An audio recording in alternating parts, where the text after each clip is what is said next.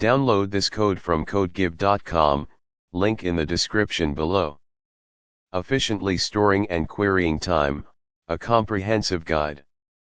Working with time data is a ubiquitous task in software development.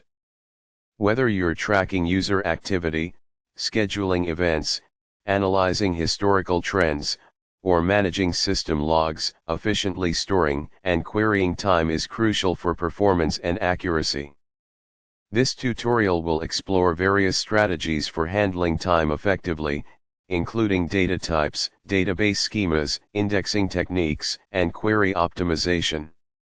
We'll provide code examples in Python, with possible database interactions, to illustrate the concepts. 1. Understanding the challenges of time data. Before diving into solutions, let's consider the challenges. Precision.